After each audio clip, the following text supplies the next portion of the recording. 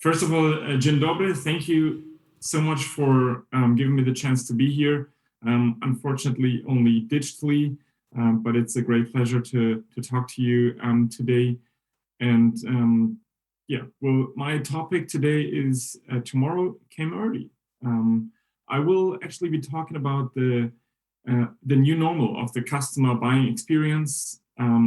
We'll be looking at the global impact we've measured and seen over the last 18 months and how that impacted the e-commerce market and all the custom companies that have adjusted to this new normal. And what kind of companies find their sweet spot in the new normal, the digital natives. So those are generally the topics. My name is Immo Plehn. I am based in Munich, and I'm with Magento and Adobe for 3 years and responsible for the sales of that e-commerce solution. So again, thank you very much and welcome to my presentation. But before I continue to get into my presentation, I will jump into my time machine on my DeLorean and dial in a future date into the keypad. Because I'm going to do justice to the topic, I will need to propel myself into the future forward to 2024 to catch up with my old friend e-commerce, who appears to have aged 3 years in just the few couple of months that we've experienced. Because while everyone wishes me certainly that COVID-19 had A, never happened, or B, would go away as fast as possible and completely, for the e-commerce industry, COVID has been an unprecedented accelerator, which has effectively accelerated 4 to 6 years of growth that we usually forecasted in just the few couple of months that we've seen. So just last year, for example, half of Italian customers, consumers agree that they have been spending much more online than they would normally do. That's every second one of them. And just to give you a bit of perspective on the impact, let's look at our own research. We do an Adobe Economy Index last year in May, actually, and we've seen a surge, an e-commerce surge like never before. 77% growth in e-commerce compared to the previous year. That is something for the history books. And according to our data, it would have taken, again, at least around 4 to 6 years to get to the levels of growth that we've seen over the last year. So that's why we welcome tomorrow, and tomorrow actually did come early these years. So while customers are stuck at home, not using public transportation and not out and about, they're actually using their smartphones more than ever, even though they're at home.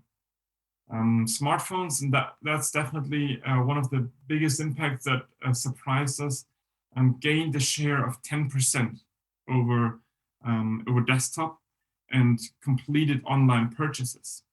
And interestingly enough, the shoppers that have previously not gone online, that have previously gone to stores, instead of going on their computers and use e-commerce there, they've kind of skipped that and went and adopted their mobile phones as a way to search for, browse, and also buy products in e-commerce. So it's definitely a trend to look out for. Another big impact that we've seen in the US and also in the European countries is click and collect. That actually spiked and seemed to plateau now on a very high level at around 195% to its previous levels and to the previous years. So if you're working in retail and haven't offered click and collect, that's definitely something that works locally and also internationally. The crisis, like any crisis, actually has a significant impact on consumer loyalty. because how brands handle, and that's what we've seen in our research as well, how they handle a crisis matters, impacting not only customer loyalty, but also revenue, and whether or not a brand can survive a crisis. We've seen, and you see that here on the left-hand side, 89%, so basically 9 out of 10 of the respondents said that they were likely or somewhat likely to shop with a brand if they respond positively in a crisis. That means if they offer solutions for consumers to interact with a brand, to buy there, or if they communicate the right content at the right time.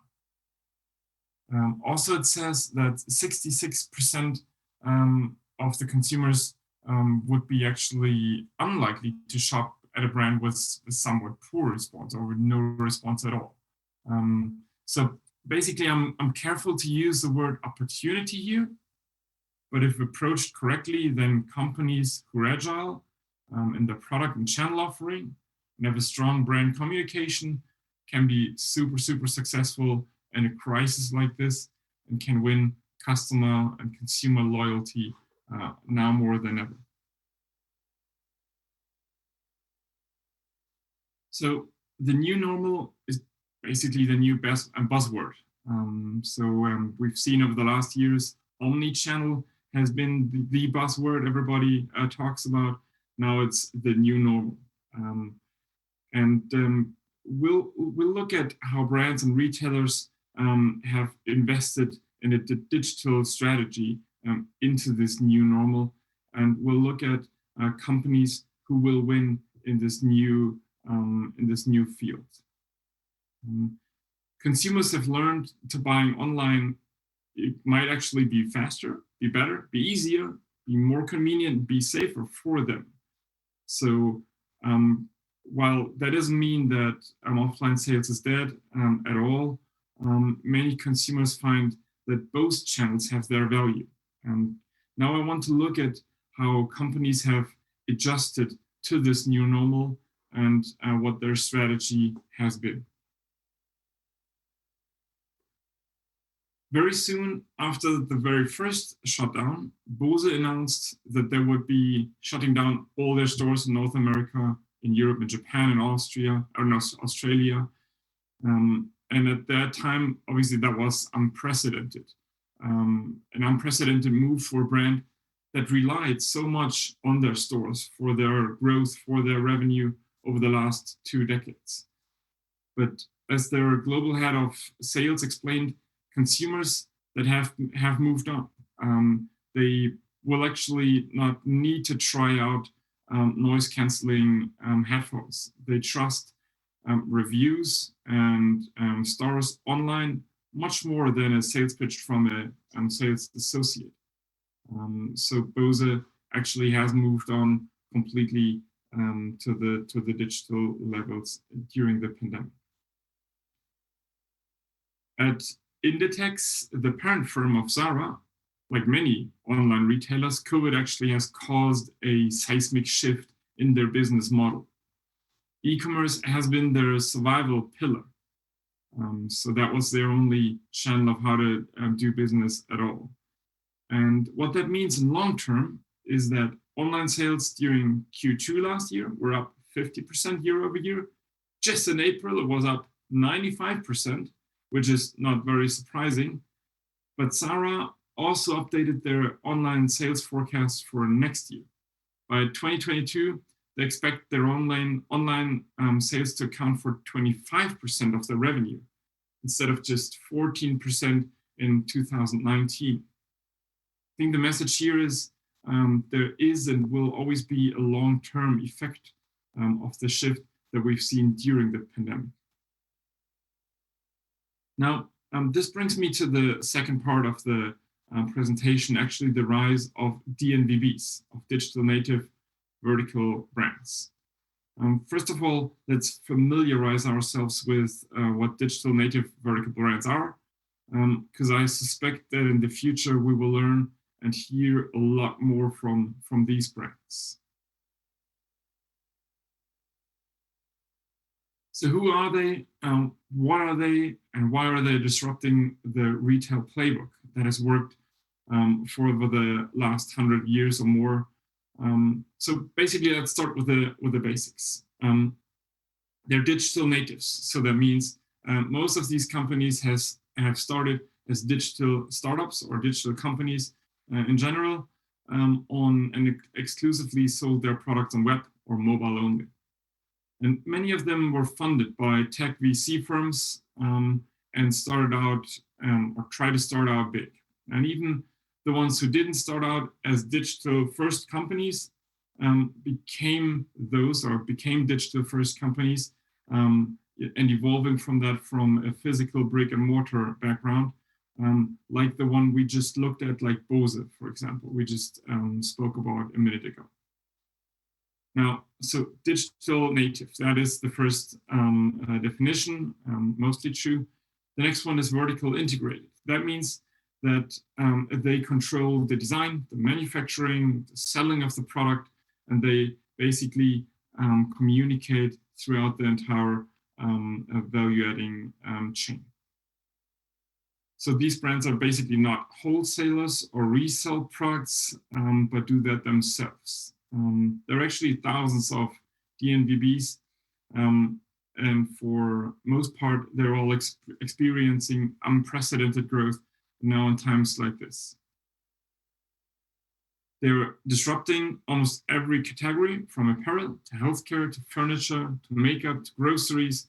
There's no industry, or there are very few industries that are not disrupted by DNVBs now or in the future. Let's look a little deeper into what they do. So these companies sell direct to consumers.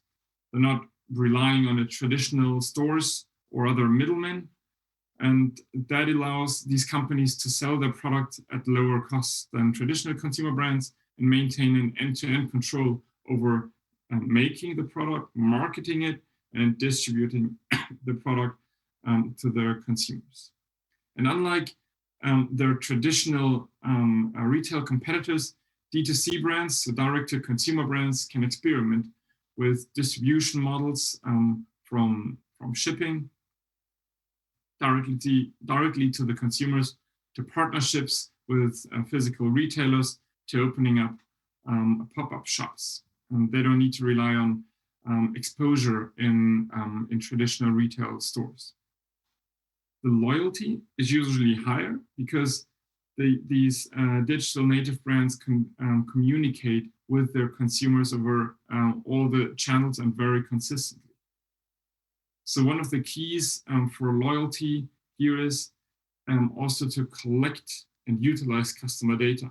The more channels, or the more of the value channel you control, the more consumer data you can collect, and the more you can personalize the shopping experience and the way a product will look like for these consumers. Now let's take a deeper look into that, and let me share their secrets to success and why consumers are flocking around this new retail model. And that works best, obviously, with examples. So first of all, digital native companies are customer obsessed. They're obsessed with not only their customers, but also with the customer experience. One leader that has consistently gained itself top marks for defining what customer experience actually means is Glossier, the D2C skincare and beauty brand. And they follow 5 core principles that we can learn from Glossier. First of all, don't call it customer service. It's not about a service, or it's not about that. It's actually all about the customers and the customer experience around it. And it's not about the service consumers get while they're buying a product, but it's about how the end-to-end experience for the consumer looks like. Second, let your customers be part of the experience. That means build a community around them. listen to them, let them have a voice, and let them be part of your team. Let them take photos on Instagram with your products. That's actually the best advice. And also, when you communicate with them, be human.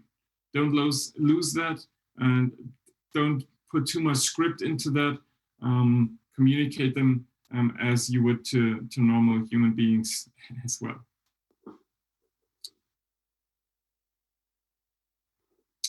When looking at other digital natives, we find a few more things they have in common.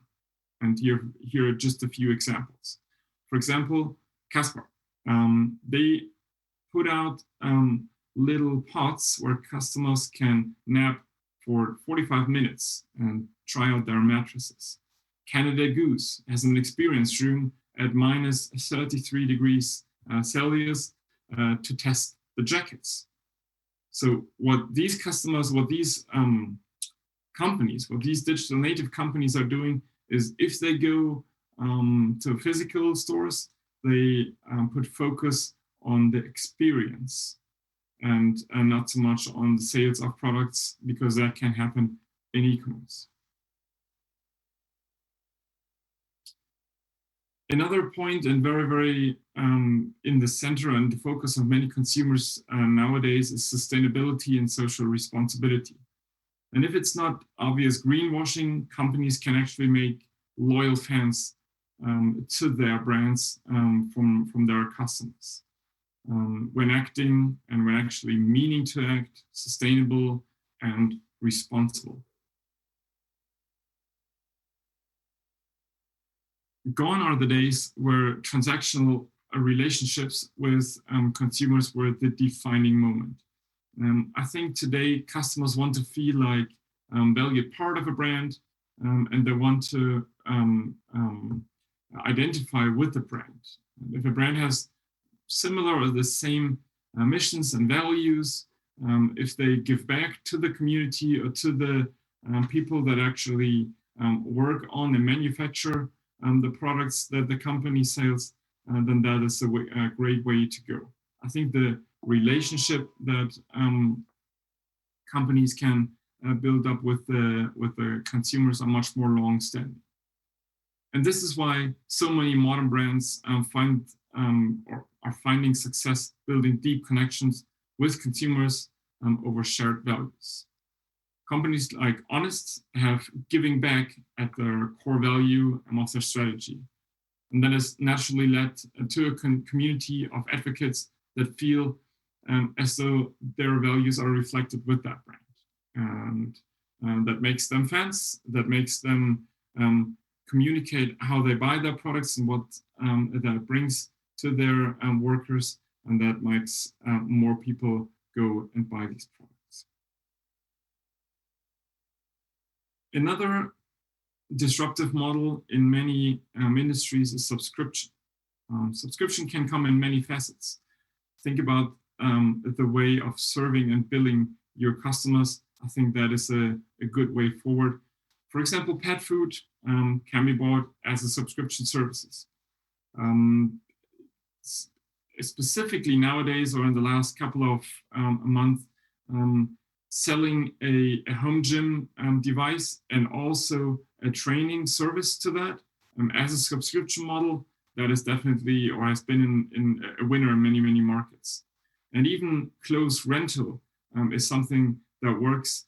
So thinking about new ways of billing your customers and new ways of offering that can pay off.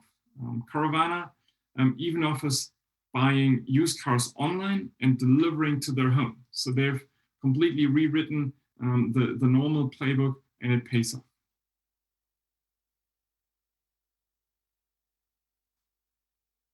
Glossier creates content everywhere where the consumers can connect with that company. Emily Weiss, the CEO of Glossier, has started their journey in 2010, and she's launched, first of all, a blog, Into the Gloss, where while working as a fashion assistant for Advox. And she has 2.8 million Instagram followers, creating new content, 150K YouTube followers that follow her advice, their content, and obviously their products are in the middle of it all. And there she creates so much buzz and engagement.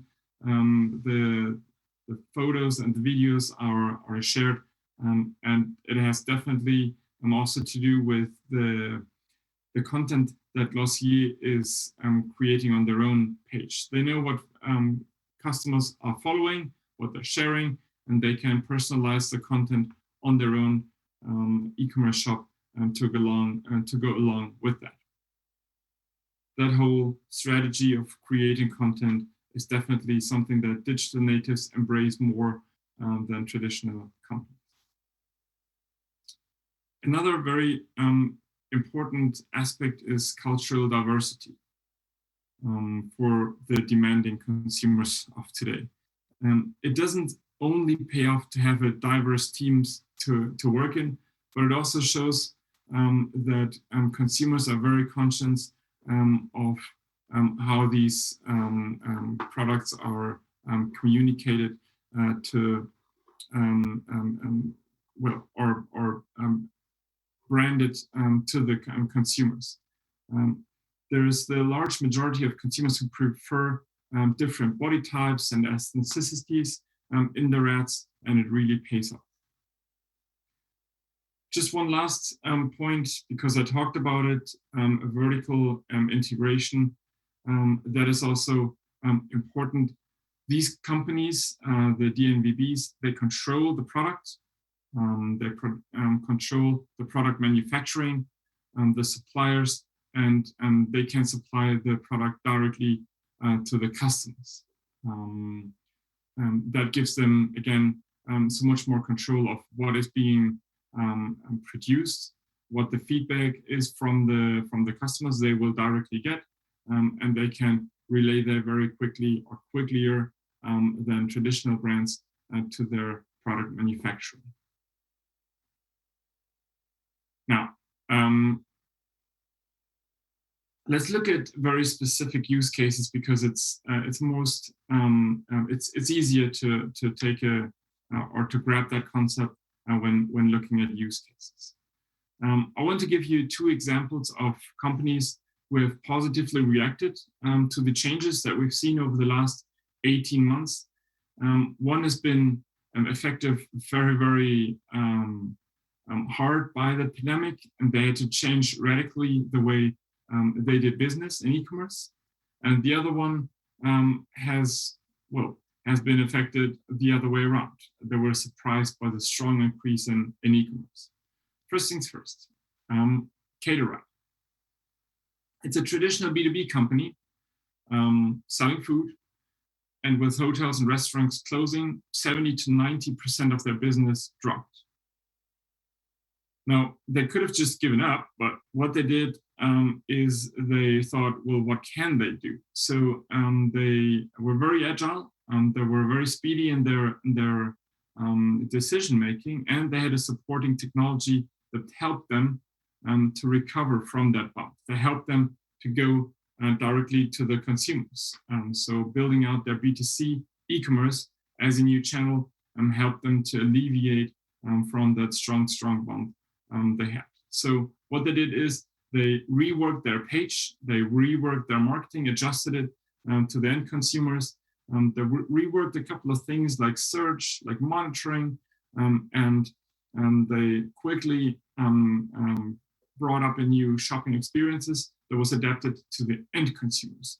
And with that, they could maintain all the workers, so all the people that worked for their companies, maintain them in the companies, and keep on the running business until now. They could reopen their B2B business again. The second example I wanted to take is the pawn shop. Here, it's a little different example of company. They were surprised by the strong increase of e-commerce activity. So the pawn shop is a digital pure player of commodity brand product sellers. And during the entire last year, basically, they got record figures, but especially on Black Friday, they got increases in their sales. There were uplifts up to 320% in sales and 740% average daily takes. Obviously, this also can be a very challenging change, but they were, well, they sit on Magento Commerce Cloud, and they were able to uplift their site performance and were able to not have 1 second of downtime due to the scaling Commerce Cloud offering that they were using. So Magento Commerce Cloud actually here met and exceeded their expectation, delivering a high-performing customer experience at each spot. So this is a new normal. I think in the future we will see, people going back obviously to stores, buying their products in each channel they wish to. But I think, as we've seen in the example of Zara, many of the consumers will have learned that e-commerce can be at times the better option to buy, while experiencing the product is definitely something that is for the online world. In the last couple of months, we've seen a huge increase in e-commerce, something that we wouldn't have expected, obviously, and something that have accelerated the e-commerce momentum. And now, obviously, I've shown you things from the future, but it happened now. It happened and now. So basically, because I went in the future and I told you about the impact that the pandemic had on e-commerce, let me go back into the DeLorean comic in the here and now. And I hope that next year I will be able to attend these kinds of events, and they will be a pure on-site event again. Handshakes will come easier, smiles will come easier, and bigger crowds will come easier. I'm super looking forward to that, and I'm thanking you for now, and see you again at the next Meet Magento.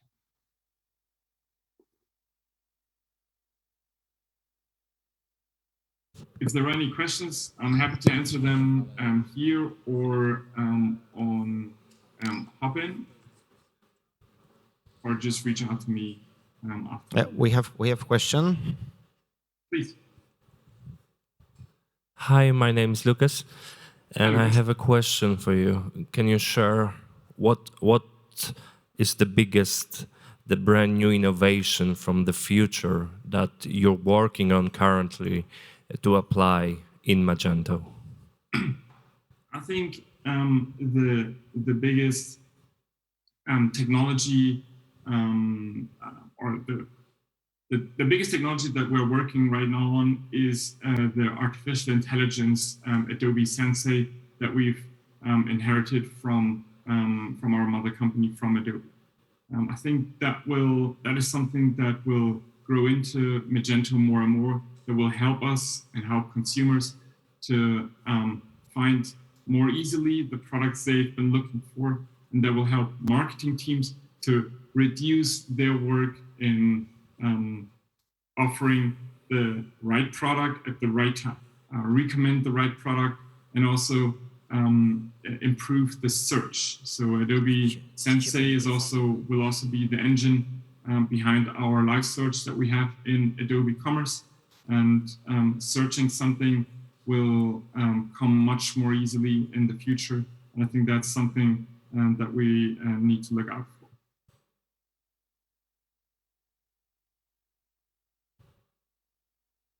No more questions here. I'll check if we have any questions online. No questions online. So if there will be any, I hope you will stay on Hopin and will be available to answer them.